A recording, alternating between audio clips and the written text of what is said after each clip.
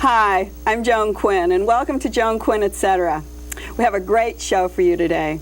Our guests, actor Alexis Arquette and artist Billy L. Bankston. Alexis Arquette was born in Los Angeles in 1969. He's from a family of actors. His well-known grandfather, Cliff Arquette, played a great character named Charlie Weaver. And I never knew if Charlie Weaver was the person or Cliff Arquette was the person. So we'll find out today from Alexis. His sisters, Rosanna and Patricia, are both working in the business, and he has a little brother, David, who's also working. That's Lex, right. Lex. I'm going to call you Lex since I've known you for so long. Make yourself at home. When did you decide to be an actor? I went to art school. I had no plans to be an actor. Everyone in my family is an actor. So it was kind of like not the thing to do. You know? Even your mother. That's right. I mean, everyone was, and you traveled with them as a child. That's right. I traveled with them, like the gypsy actors, and I never really liked the lifestyle. I never really liked, living out of a car and kind of more hippie type. Yeah, in fact, my first 5 years was in a commune. And tell us a little bit about that. How did that happen? A commune from this kind of real showbiz family. Yeah, it's weird. Well, it was the 60s, so it was kind of like back to nature kind of thing. And everyone felt this sort of socialist push, They all wanted to be really politically correct. But the problem was it was a good idea, but it fell apart in the end because there was only like 10 people out of hundreds working. So everyone kind of lived in this sort of poverty lifestyle, and nobody was like into it. After a while, all the magic sort of went away. Real fast. The flowers wilted real fast, So then what happened? You came back to LA? Well, actually, my father decided to give up acting for a little while and become a jazz musician in Chicago. So we did that for a little while, which was fun to grow up in Evanston. I always thought we lived by the ocean, and I only realized years later that it was a great lake. It was a lake. Yeah. And how you go and say, oh, look at the water. Yeah, it's the ocean. Yeah. It had waves.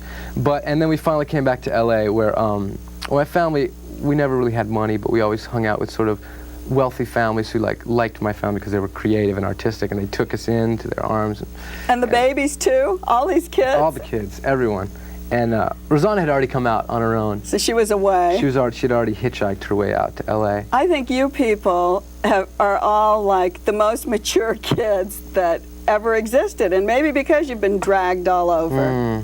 Yeah, and we, it's like, we fought a lot with our parents, I'm not going to lie. As teenagers, we really had a hard time growing up with. And they probably accepted it, since they were flower children. Yeah, part of it all, exactly. That's what they expected you to do. It's true, they couldn't say anything about us smoking or doing drugs or having sex, because that was something that their generation sort of paved the way for us to do. But we were living in a different time. We were growing up in the age of AIDS and crack and stuff, so it wasn't like the same, it wasn't as romantic as sex and drugs in the 60s. So you didn't throw it up to their face, actually? Yeah, sure we did. A couple did. times when I didn't, have an argument, I would just say, well, it's because of you flower children that we're this way. Oh, that was... So, well, that's kind of a cruel thing. But in the end, it worked out. In fact, we got to travel around as teenagers on our own.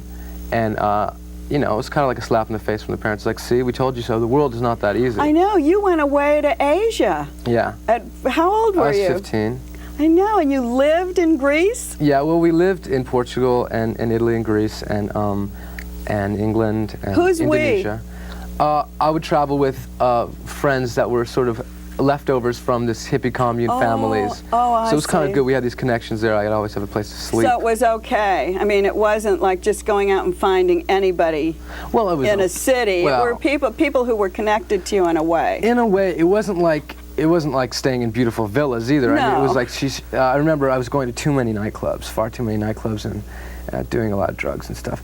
And I was real young, I'm 14. I so know. they sent me to this thing. They called it a work camp. Okay. Oh, right. So figure out what that means. Yeah. We go, they pay, we work. Right. It was really great. Where was that? It was in Portugal, and then I ended up just nonsense. My parents were the only ones that were actually paying, so I was sort of feeding everyone. So at 14, I became like the controller of the money, and I started getting the checks and making sure who ate what, and it kind of gave me a little bit of power. And I decided, this is nonsense. I'm going to take off and check out Europe. So I did that, and I ended up started working in some nightclubs in London and hung out with some DJs and stuff. Doing singing? Acting? Doing what? Go-go dancing. Oh, you didn't. Yes, Did and you? performance art. Oh, I think, but that really actually led into your acting career. Exactly, because I was never a person to like want to be in front on a stage or anything. And you know, I was a painter. I wanted to paint. I went to Otis Parsons. I really was like serious about it. And then I got a job in one film, Last Exit to Brooklyn. Let's talk about that, because it's a part where you have to dress up. Yeah. Cross-dressing. Tell us a little bit about it. Well, it was sort of weird for me. It was the preparation was a little strange. I had to have my mother drop me off to the audition. Because you couldn't drive. I couldn't drag. I couldn't drive. Couldn't drag. And so she dropped me off in the full regalia, you know. And it was kind of weird driving my mother in drag, you know. But what kind of role was it? Just tell us a little bit about the role. Well, beyond being a drag queen, this character Georgette was a drug addict. So I thought it was really more important than the feminine side was the drugs. So when I did land the role, I spent a lot of time hanging out in 42nd Street and checked. I was wondering how you prepared yourself, but you actually went to 42nd Street? Oh, yeah. You actually hung out with those kind of people? Sure. Did you designed your own costume?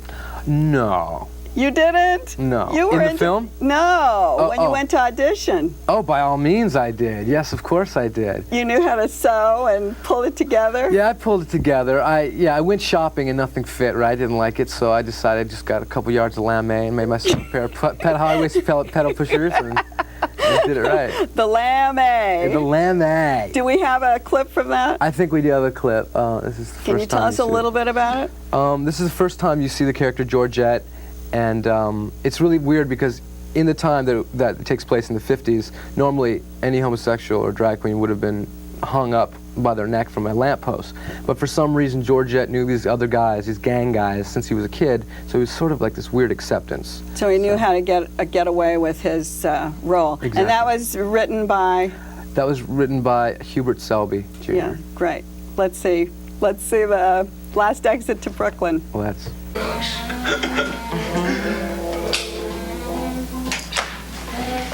Oh, you need a light there, Georgie? What do you say you and me go for a walk, huh, Vinny? Yeah, there's plenty of time for that, sweetheart. Maybe later. Let me do you, Vinny.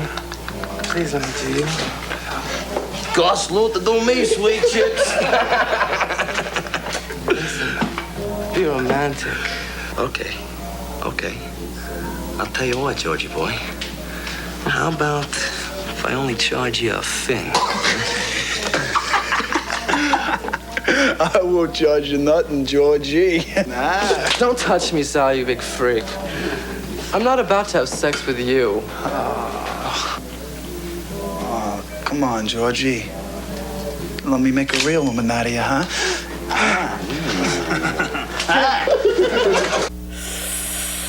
Oh, ouch is right. Yeah. That's a very gutsy role to take. Well, yeah, I was actually warned by a lot of people the dangers of typecasting. I wondered about that.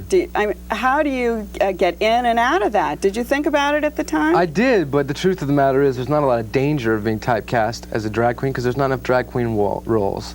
There are, though, a lot of drug addict roles, and after that film, most of the offers and most of the auditions I got and meetings were for drug addicts. So it's true that people see you one way the first time, they're only going to see you that way. They always think about that. Yeah, but I've been. But you don't look like that. Well, I can look like that. Your great boots and your great shirt and your green eyes. I mean, it works. Well, that was a while ago too. But what about auditioning? Do you go to a lot of auditions? Sure. I probably audition just as much as anyone else. I'm not like the type of actor who only goes on meetings or only. I have a couple friends that won't read. But you do everything? Oh, by all means. And what happens? Do you go for things that you think you might not even get? Do you learn each time? Sure, actually, that's so the funnest auditions are the ones that you think you can't do. So you're loose? Yeah, one of those ones I thought I for sure was going to blow. I thought there's no way. It was for a cowboy in a remake of Mice and Men with John Malkovich. Oh. And I was like, I'm never going to get this, This is like the butchest role in town, you know, and all they'd ever seen is Last Egg. I thought, you know, they're never gonna go for it. But in the end, they did, and I got the job. You did? Yeah, so. See, so you can just go for anything. It's true. Do you run into the same actors auditioning? I like to ask that question because I think it's interesting. You're all about the same age. Yeah. It's the weirdest part is when you run into like family members. Ah, really? Yeah, sure. Me and my little brother have been up for a lot of the same roles. He was up for a role that I ended up getting. He probably would have got anyway, but he was too young for it. So luckily there was a little bit. That's good. Yeah. What other actors go to the same auditions with you? Any up and coming names that we might know? Well, someone you just had on your show recently. Ricky Dean. Ricky Dean. Yes, you two remind me, Ricky Dean Logan, so much like you would go for the same type of roles. Do you think that as time goes on, there'll be a divergence in the character parts? Well, I hope so. I hope so because, quite honestly, I've done mostly European films and films that aren't really seen purposely because I don't want to be in that teenage genre. I'd never want to be that. I mean, there's probably no danger of it, but I'd never want to be there. I've been sort of waiting and biding my time with my career so that hopefully I'll get to a point where I can play older roles. You know? You do want to do that. Yeah. Then you'll just play older roles forever. What's in store for you before we leave? In store for me? Before we leave the set.